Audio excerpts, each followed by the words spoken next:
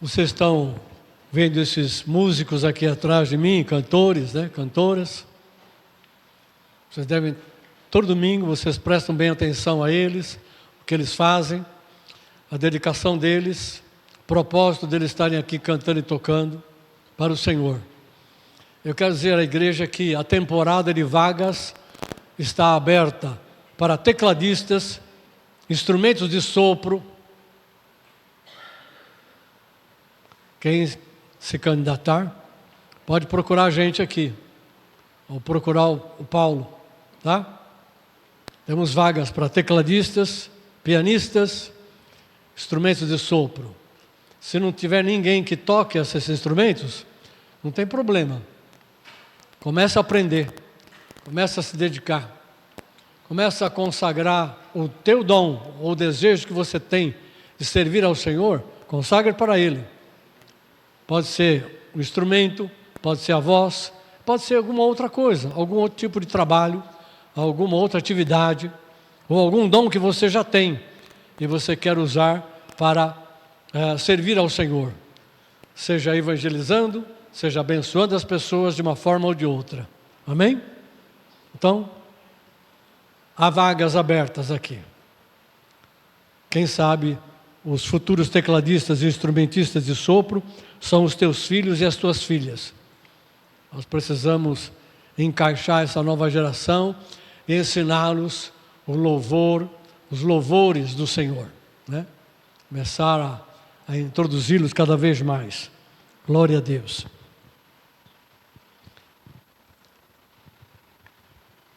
Outra coisa que eu quero colocar para vocês aqui, eu sei que vocês já sabem, mas eu não posso deixar de expressar, é que não há coisa melhor do que ser servo ou serva do Deus Altíssimo.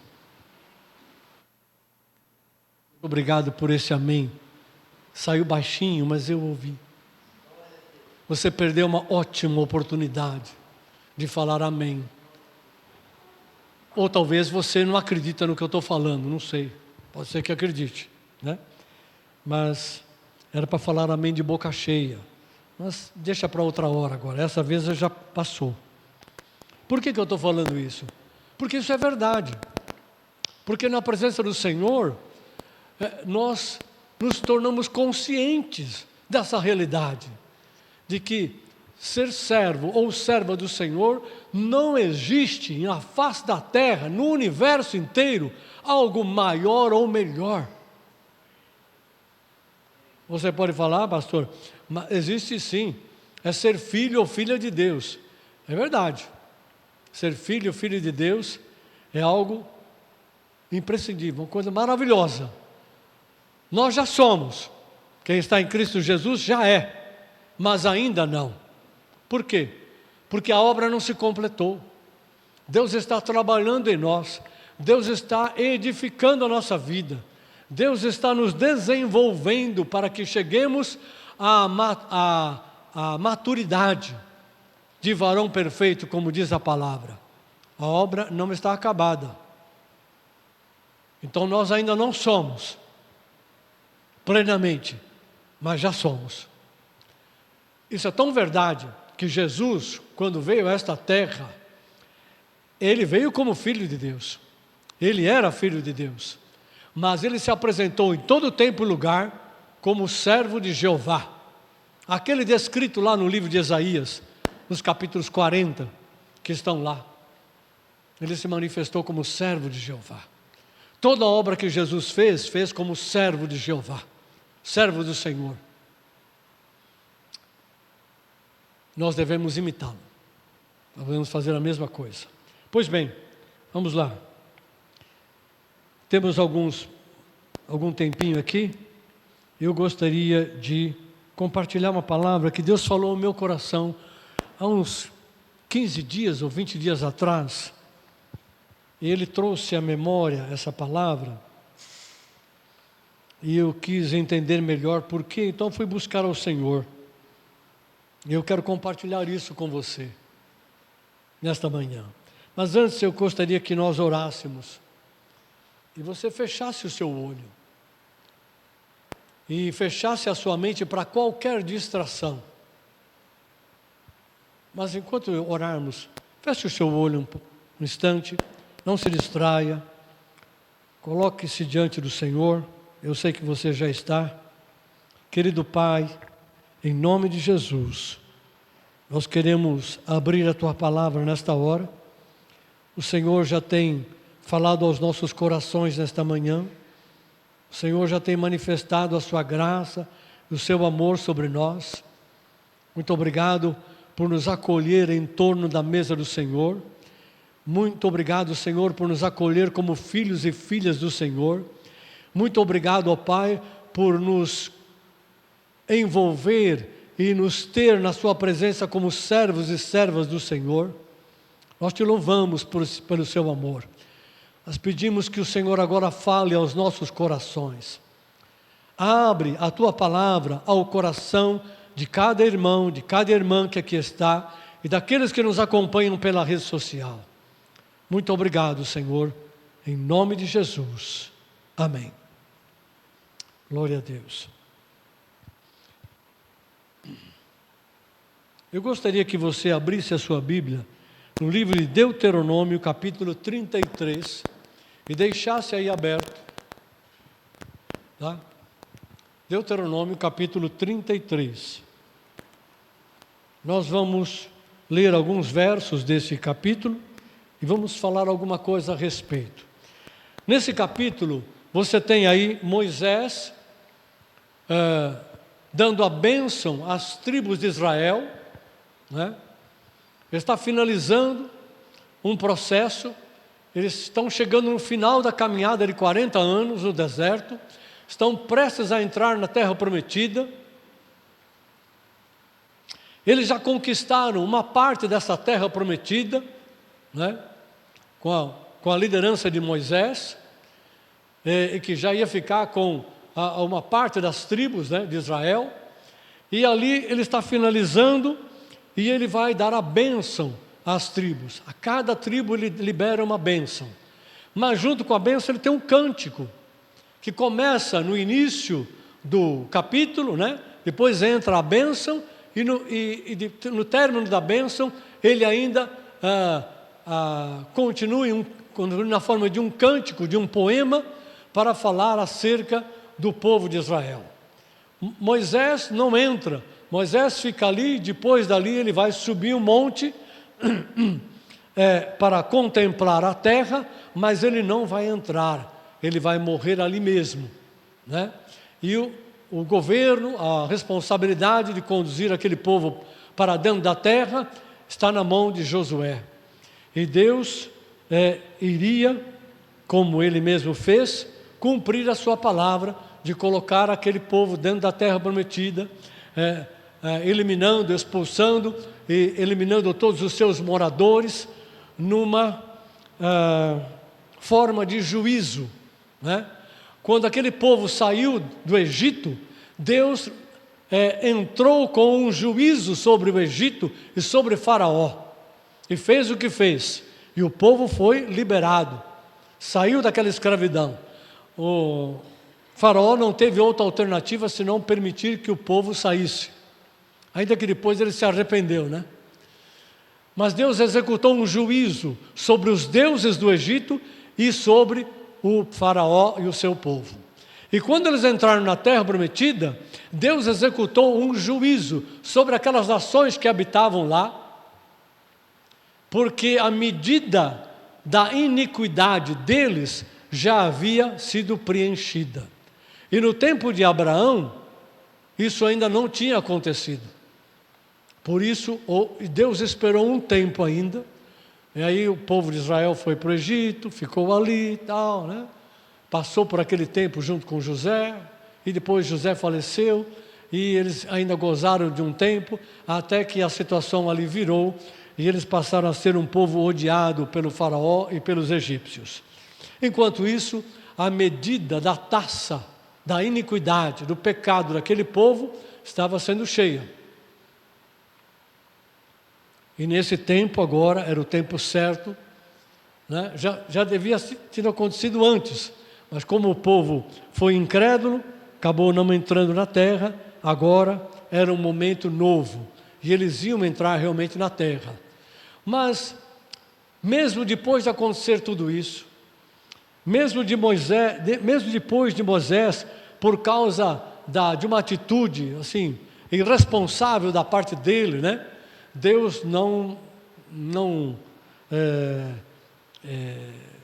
admitiu, e depois de suportar os pecados daquele povo por tantos anos, né? Enfrentar tantas lutas, tanta dificuldade, chegou na borda. Ele sabia que o povo ia entrar, ele sabia que o Senhor ia progredir com o seu plano, né, com a vida com o povo de Israel, mas ele não entraria. Mas Deus disse: sobe o monte e contempla a terra, a boa terra que eu preparei para o meu povo e que eu prometi para Abraão, Isaque e Jacó. E Moisés subiu e contemplou, né? Aleluia. Mas antes de fazer isso, ele liberou uma bênção sobre cada tribo. Eu acho isso impressionante. Moisés não tinha uma amargura no seu coração.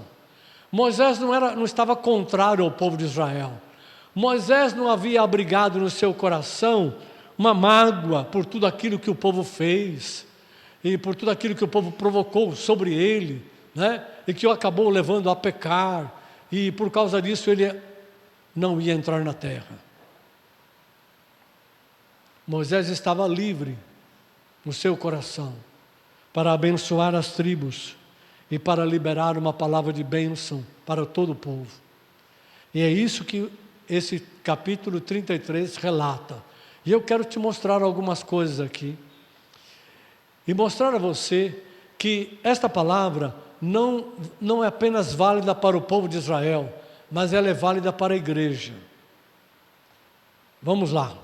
Se você está pronto, abra o seu coração, fica atento à leitura, deixa o Espírito Santo falar com você, porque é importante que o Espírito Santo fale conosco. Muito bem, o título da minha palavra é O Lugar da Nossa Vitória. O lugar da nossa vitória é, antes de tudo, um lugar em Deus e na presença de Deus. Um lugar de salvação, de governo e de glória. Muito obrigado. Se nós pudermos entender esse plano e o processo que Deus gera para alcançar esse plano, nós vamos facilitar o trabalho do Espírito Santo agindo em nossas vidas para que o seu plano se cumpra e Deus nos leve pelo Espírito Santo até a meta ou até o alvo final que Ele estabeleceu para a sua igreja, da qual nós fazemos parte. Então, vamos ler primeiramente Deuteronômio 33, do verso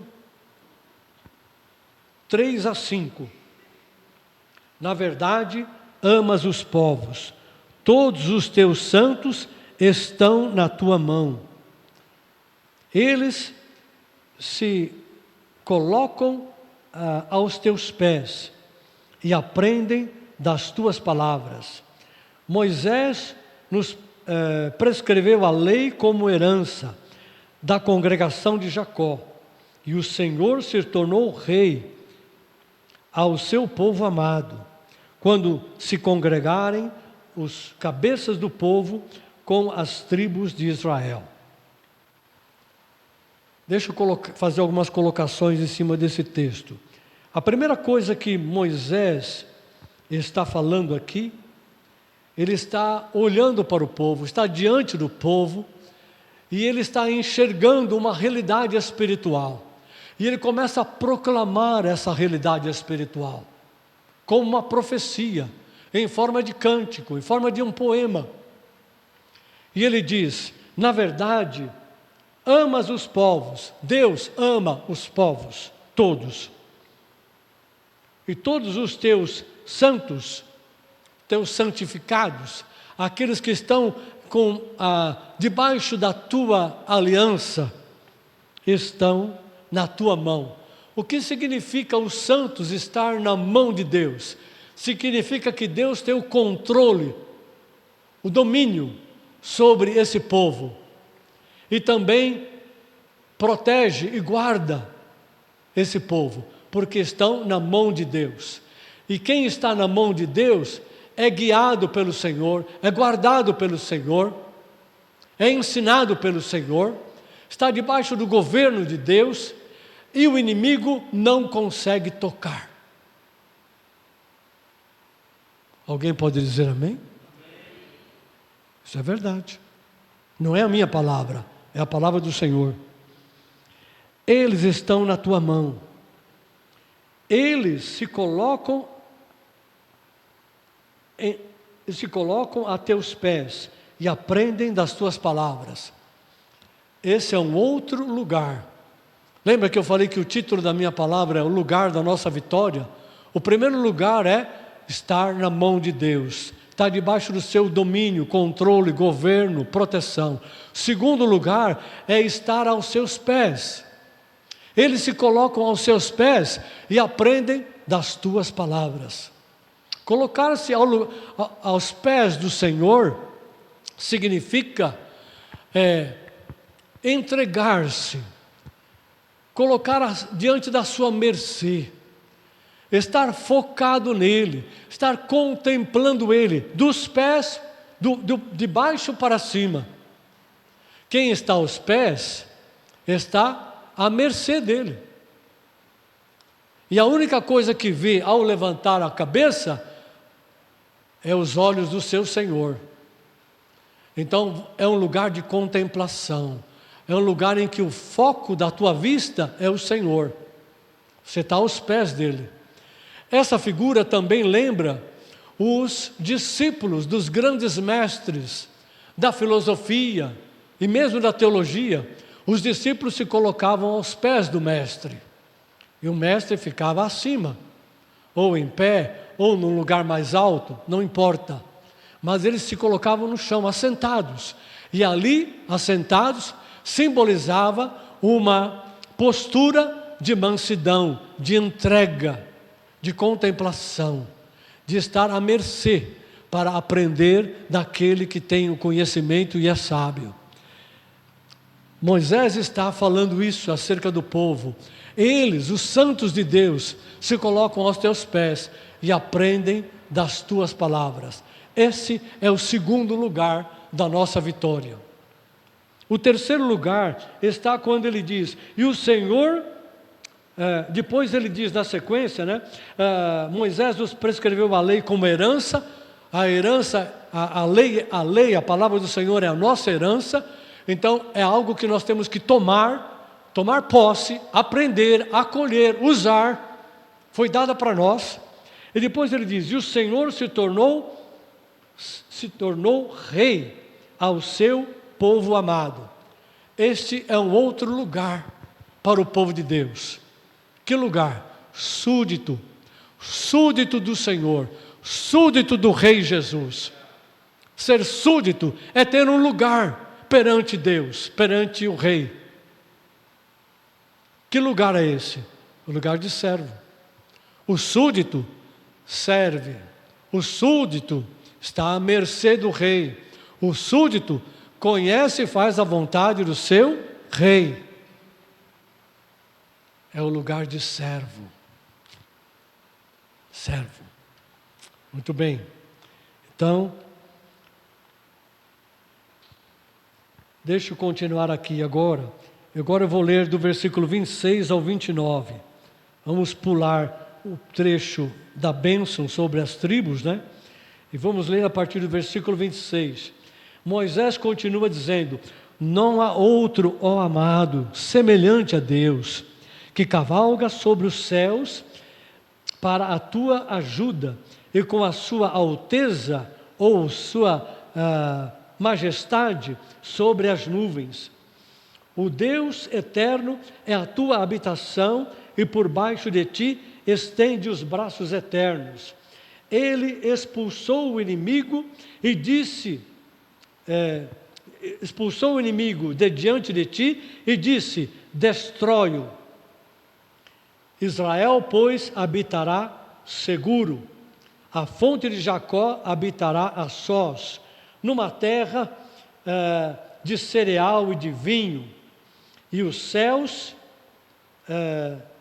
céus destilharão orvalho. Feliz és tu, ó Israel, quem é como tu, povo do salvo pelo Senhor, escudo que te socorre e espada que te dá alteza. Assim os teus inimigos te serão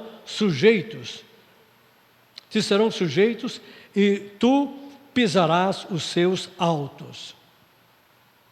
Uma palavra, um cântico profético acerca de quem era Israel.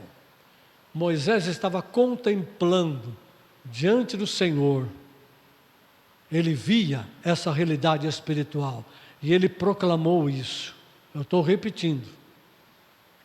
Então, não é a observação de Moisés, não é a ideia de Moisés, não é o achismo de Moisés, é o que Moisés via em Deus acerca de Israel, é o que Deus via acerca daquele povo. Moisés também via e proclamou isso. Isso é o que o povo era perante Deus, isso é o que Deus era diante daquele povo, ou para aquele povo. Então vamos fazer umas observações aqui. Quarto lugar da nossa vitória.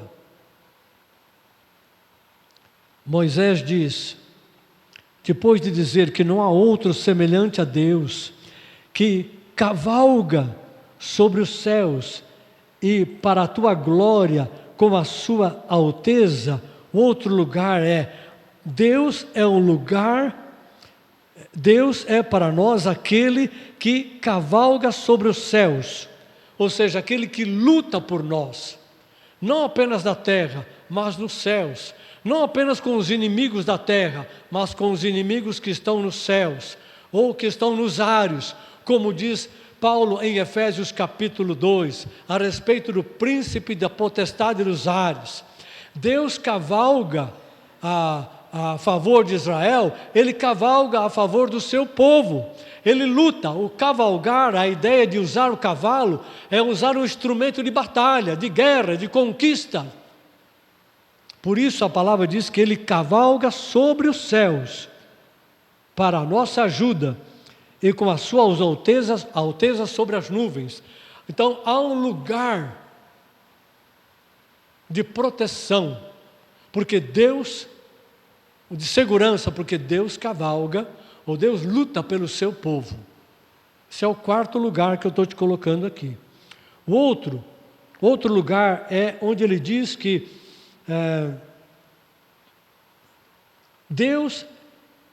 o Deus eterno é a tua habitação. Deus eterno é a tua habitação.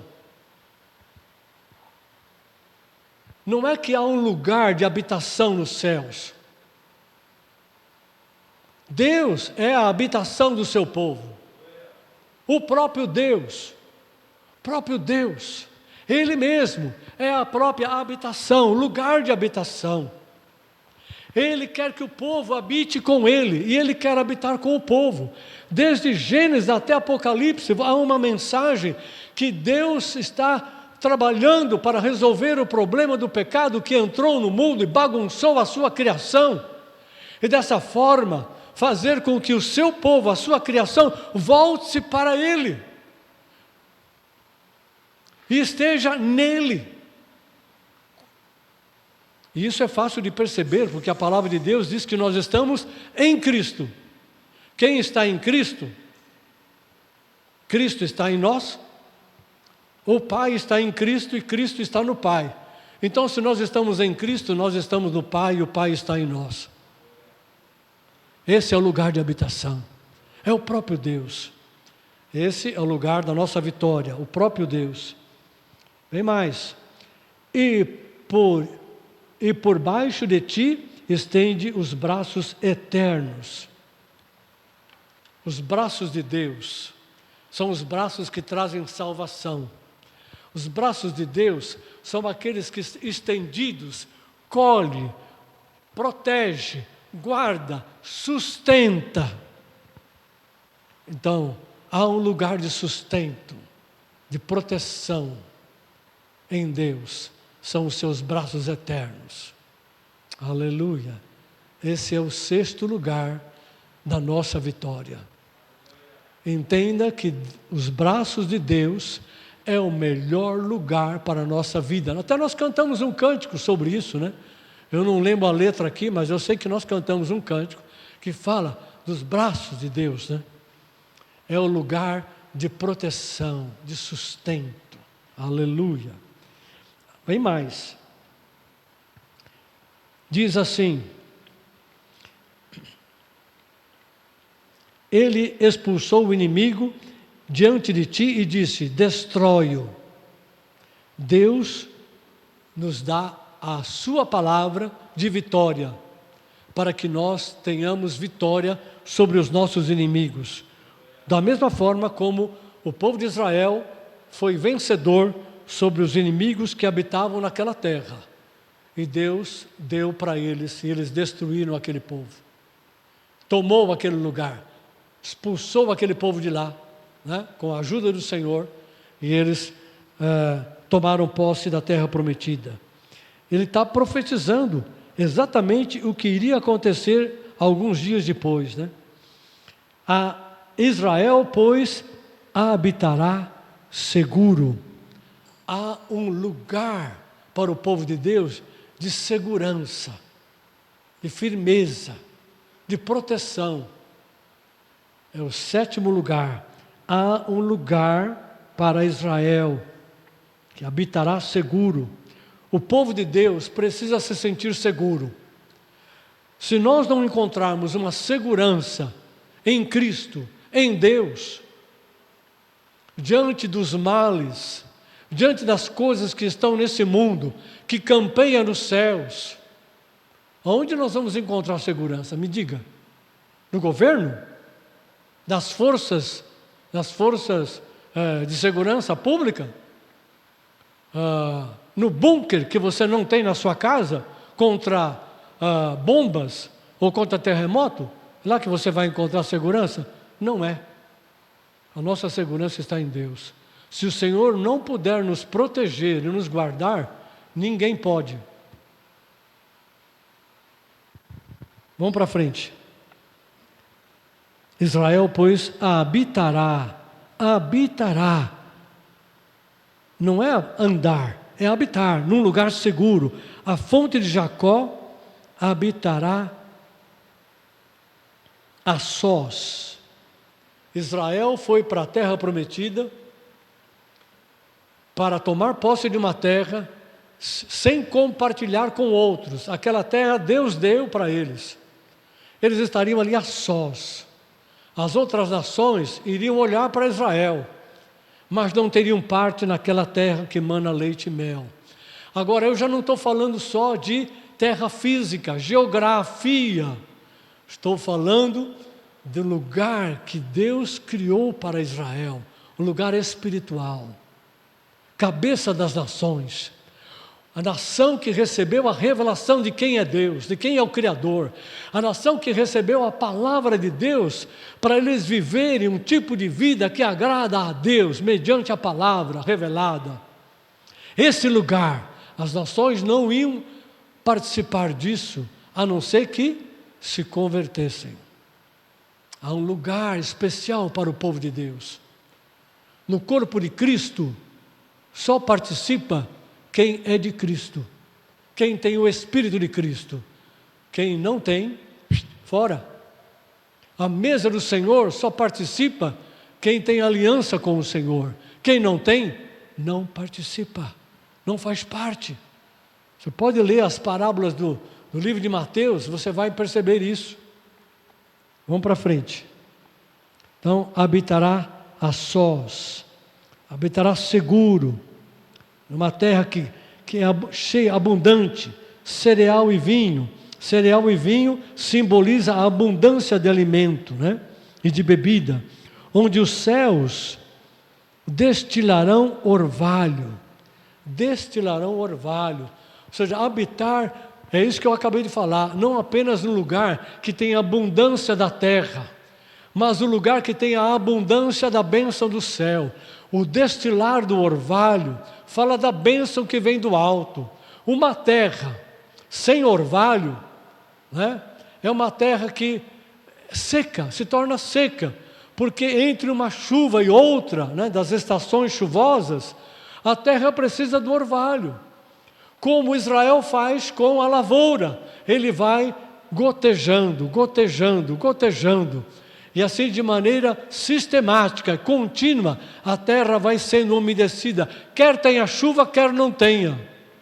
Então, esse gotejar, né, que é uma estratégia para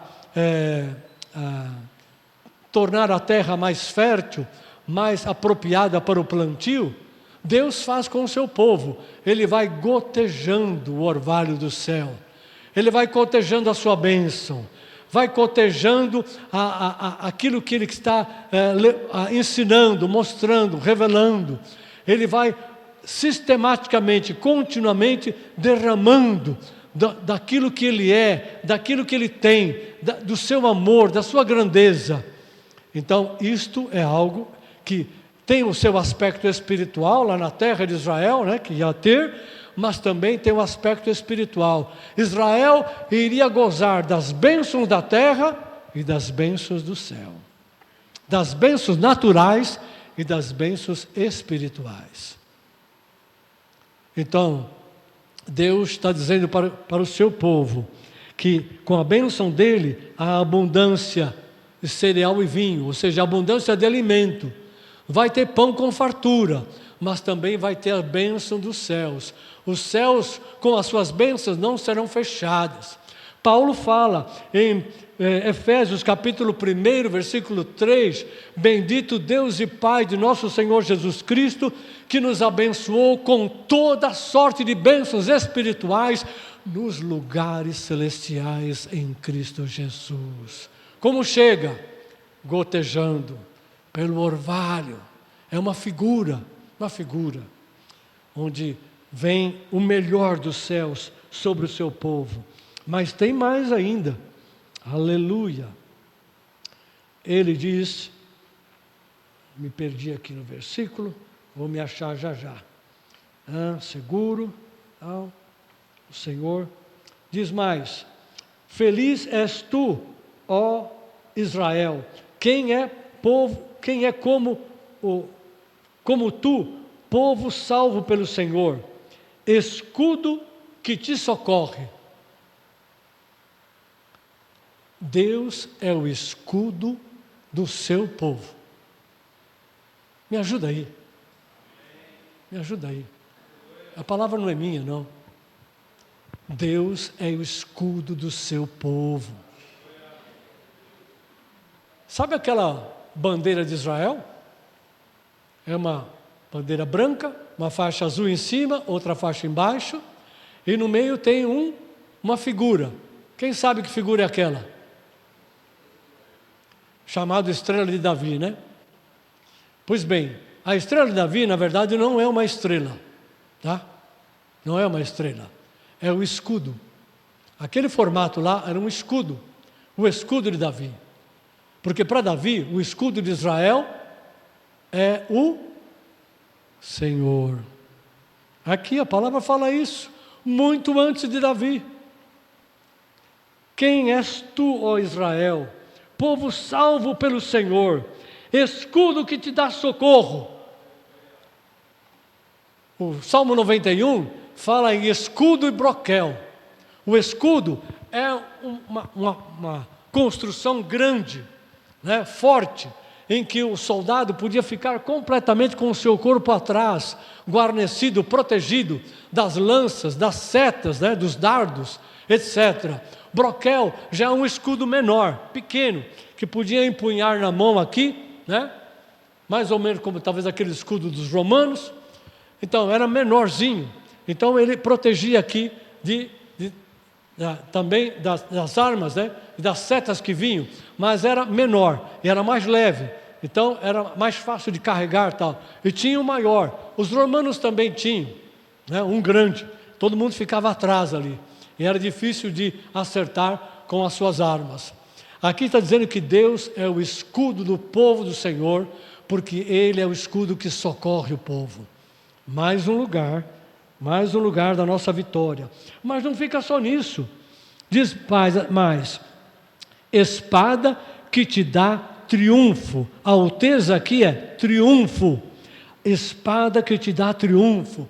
Deus mesmo é a espada de Israel, é a espada do seu povo, é a espada viva e eficaz, como a palavra, a espada cortante, com 2 gumes cortantes, que corta e acerta os seus inimigos, que lavra a vitória para o seu povo Israel. Quantos textos você conhece na Bíblia em que Deus lavrou a vitória, e não foi só quando entraram na terra prometida, não. Nós cantamos hoje que os cânticos são armas para nós. Josafá, segundo Crônicas 20:20, né? Diz lá, Josafá enfrentou uma imensidão de inimigos, de povos, e Deus falou pelo profeta: essa batalha vocês não têm que pelejar, o Senhor pelejará por vocês. Vocês não vão usar a espada, nem a lança, nem a flecha. O Senhor vai pelejar. Bom, se não vamos pelejar, o que vamos fazer? Vamos louvar o Senhor. Já temos a certeza da vitória. Põe os cantores na frente do exército. E é o que eles fizeram. Não tinha outra coisa a fazer. Era lógico, mas a lógica é espiritual. Humana era loucura, mas tinha uma lógica espiritual. E eles fizeram isso. E foi à frente. E Deus deu uma vitória completa a eles. Você conhece o texto. Aleluia. Escudo que te socorre e espada que te dá triunfo. Este é mais um lugar de Deus para o seu povo. E por último, diz: assim os teus inimigos te serão sujeitos e tu pisarás os teus altos. Ou seja, o Senhor nos dá nele um lugar de supremacia, de triunfo, não apenas de abater o inimigo, mas de botar o pé sobre as suas costas, de botar o pé sobre o seu pescoço. Simboliza que a vida dele está na minha mão, ou está na mão do guerreiro. Josué fez isso com os capitães. Pode ler o livro de Josué, você vai encontrar lá. Eu não sei se é no capítulo 10, eles conseguiram vencer vários inimigos, e os reis, né, que eram os reis desses povos, se juntaram todos dentro de uma caverna, e Josué mandou fechar. Depois de um tempo mandou abrir, matou um por um, mas antes de matar, ele deixou que os cabeças do povo, os capitães, botassem o pé no pescoço de cada um deles, para dizer para eles que a vida deles estava na mão desses capitães. E a ordem do Senhor é: destrói.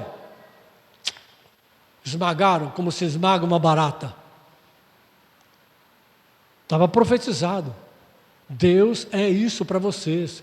Ele coloca o inimigo diante de você, ele diz: destrói, e você vai pisar. Israel teria supremacia sobre os seus inimigos. Olha para a vida de Davi, olha para a vida de Salomão, e você vai ver essa realidade. Como Davi conquistou os povos que estavam ao redor. E o que não morreu ficou servo de Davi, e tinha que pagar tributo. Aleluia. Em Davi, Deus cumpriu isso aqui, ó, completamente. E o nosso Davi chama-se...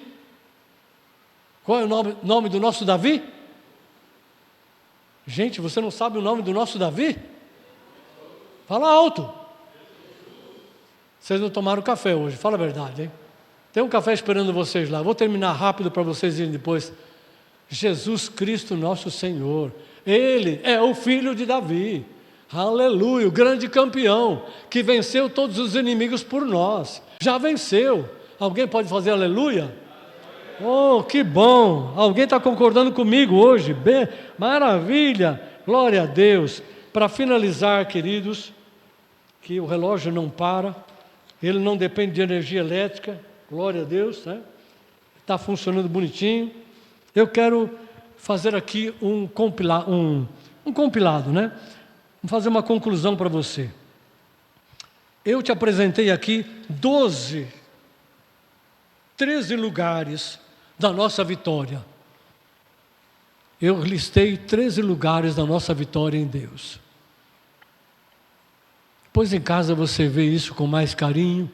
Eu posso colocar esse estudo lá na rede social, não tem problema. Mas eu quero dizer para você o seguinte, me acompanhe aqui. Ó. Desde o princípio, em Gênesis capítulo 2, versículo 8, em que Deus fez um jardim e colocou o homem e a mulher ali para lavrar o jardim e deu a ordem: sede fecundos, multiplicai-vos, enchei a terra e governai sobre ela. Essa foi a ordem. Então, Deus deu um lugar para o homem e a mulher trabalharem, servirem ao Senhor, num jardim no Éden. Esse é um lugar especial, é o lugar que Deus criou, é o lugar de encontro com o Senhor, é o lugar onde Deus encontrava o Senhor encontrava o homem. Onde Adão encontrava o Senhor, né? E o Senhor encontrava Adão e Eva. Pois bem, mas aí, esse era um lugar especial, mas aí com a entrada do pecado, Deus foi obrigado a lançar o homem desse lugar. Gênesis capítulo 3, versículo 23. E ele lançou fora, disse para que ele não entre, não lance mão da árvore da vida. Né? E aí, com Abraão, Deus começou a trazer o homem de volta para esse lugar, que Deus nunca desistiu de colocar a sua criação, o homem e a mulher. E esse lugar, Deus falou com Abraão, né? Sai da tua casa e da tua parentela e vai para o lugar que eu te mostrarei. Lugar que eu te mostrarei. Muito bem. E Abraão foi até chegar na terra prometida, que ainda não estava prometida, mas ele chegou naquele lugar. E ele foi perambulando, né? E Deus foi confirmando, foi trabalhando com ele, até que na aliança que Deus fez, ele falou: eu dei esta terra. Estou assinando aqui, hoje, está dado, para a tua descendência, vai possuir essa terra. Não vai acontecer agora, né? E aí explica que os habitantes do lugar não tinham enchido a medida da iniquidade dos povos deles. Então ele falou: sua descendência vai ser prisioneira, vai ser escrava em terra estranha por 430 anos. E depois voltarão para esse lugar. Muitos, abundante, muito povo, tomarão posse. E Deus ia cumprir a sua promessa.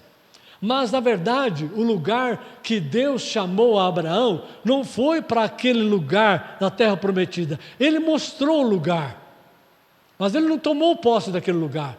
Mas ele comprou apenas um lugar ali para enterrar a sua esposa, né? Um campo que tinha uma gruta e assim.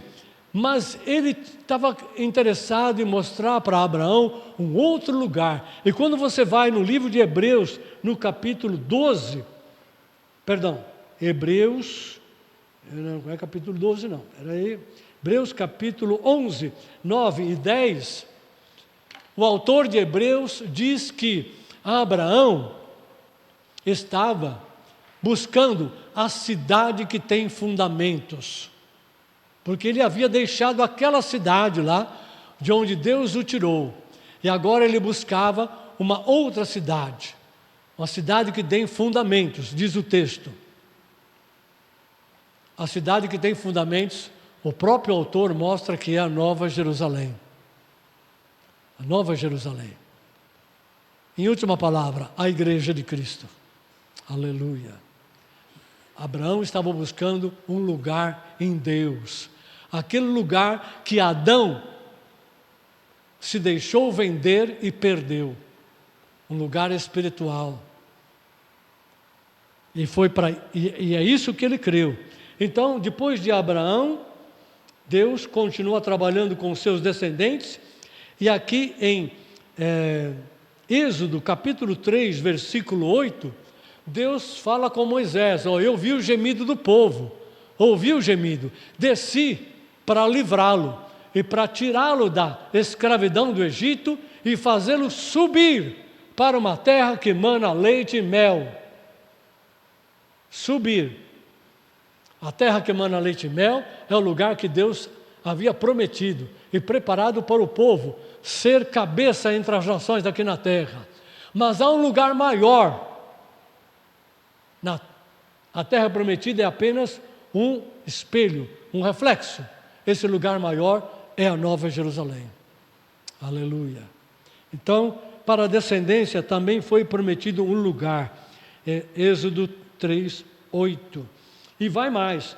Com a obra de Cristo, Deus abriu um caminho para estabelecer o seu povo nesse lugar, para sempre e eternamente.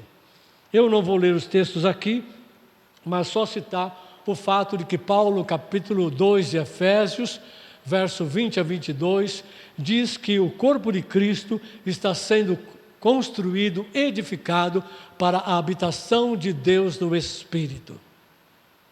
Aleluia. Glória a Deus. Quando você vai em Apocalipse, capítulo 21 e 22, ou 20 e 22, né? Capítulo 20 e 22, você encontra lá a descrição da Nova Jerusalém que vai descer do céu. É a realidade celestial de Deus aqui na terra. Deus governando no meio do seu povo. E o povo em Deus e Deus com o povo.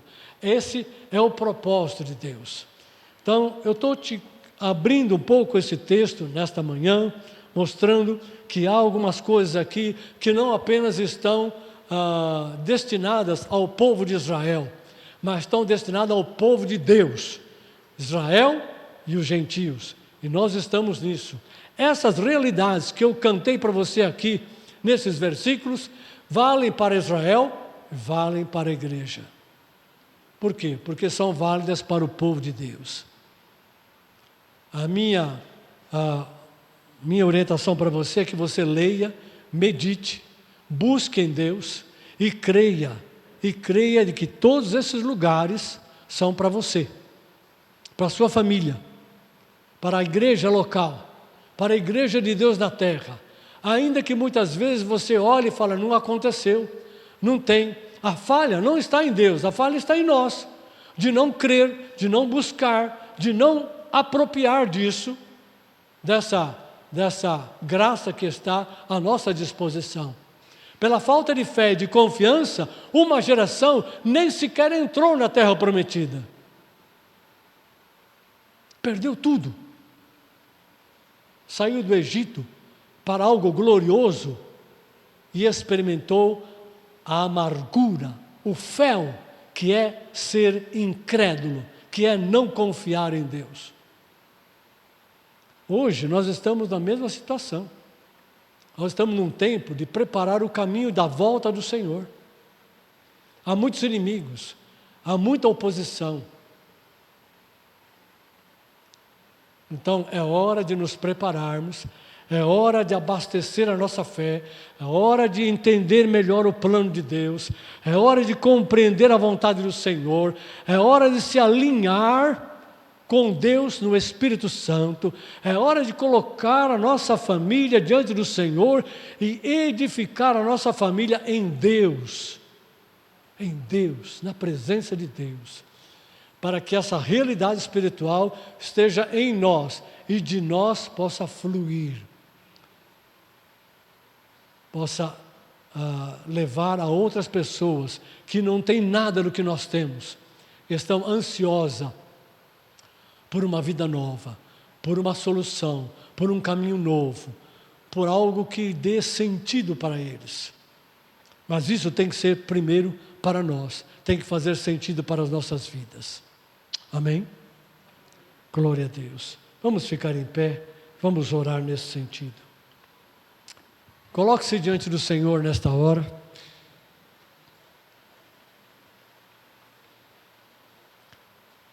Fale ao coração do Senhor nesta manhã. Ó Senhor, eu quero entender melhor a Tua palavra. mas eu quero estar nesse lugar que o Senhor preparou para o seu povo. Eu quero viver nesse lugar que o Senhor tem preparado para a minha vida e para a minha família. Eu quero desfrutar desta graça que o Senhor colocou à disposição do seu povo. Eu também faço parte do seu povo. Ore isto. Fale isso com Deus. Coloque-se diante dele. Querido Pai, em nome de Jesus, nós colocamos esta palavra diante do Senhor. Apresentamos esta palavra diante da Tua igreja, Pai. Oramos para que o Espírito Santo continue a iluminar o coração dos Teus filhos, iluminar cada vida, trazendo entendimento, testificando o Teu querer e a Tua vontade para cada um deles, guiando-nos, ó Deus, nesta jornada espiritual, fazendo com que esta realidade que está na palavra se torne uma realidade em nossas vidas, que isso se faça carne em nós, que isso tenha uma concretude em nossas vidas, na vida dos nossos filhos, dos nossos cônjuges, em nome do Senhor Jesus Cristo. Muito obrigado, ó Pai, em nome de Jesus. Amém e amém, Senhor.